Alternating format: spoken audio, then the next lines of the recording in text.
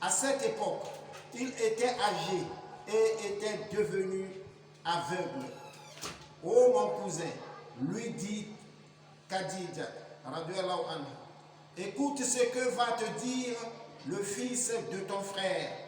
Ô fils de mon frère, répondit Waraka, de quoi s'agit-il?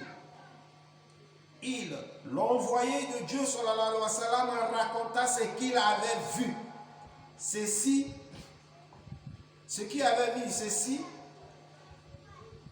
dit Waraka, et le Namoum que Dieu a envoyé autrefois à Moïse, plus à Dieu que je fusse jeune en ce moment.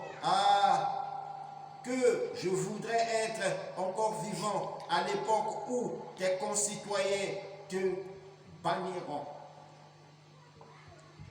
Et ils me chasseront donc, s'écria l'envoyé de Dieu, sallallahu alayhi wa sallam. Oui, reprit Waraka, jamais un homme n'a apporté ce que tu as apporté sans être persécuté. Si je vis encore ces jours-là, je t'aiderai de toutes mes forces.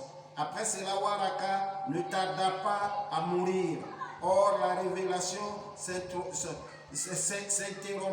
L'envoyé de Dieu, sallallahu alayhi wa sallam, ont conçu de la peine, d'après ce qui nous a été rapporté, au point qu'il voulait à plusieurs reprises se précipiter dans cime de montagne, mais à chaque fois, l'ange Gabriel ne se manifestait pas. C'est-à-dire que lorsque le prophète sallallahu alayhi wa sallam a vu l'ange Gabriel, l'archange Gabriel, après l'événement, Khadija radiyallahu anha, sa femme lui a emmené chez son cousin. Mais son cousin fut un chrétien, un vieillard chrétien qui avait la connaissance chrétianisme. Le vieillard savait déjà les signes prophétiques. Il savait déjà un prophète viendra, le dernier des prophètes après Jésus, Isa ibn Maryam. Donc il avait aussi les traces qui prouvaient que la personne viendra dans le milieu des Arabes. Donc s'ils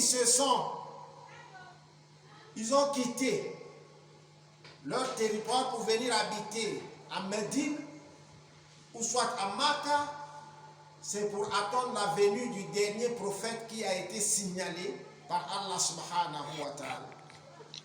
Maintenant, lorsque le prophète lui raconta l'histoire, automatiquement Waraka a compris que c'est lui l'envoyé de Dieu que nous attendions.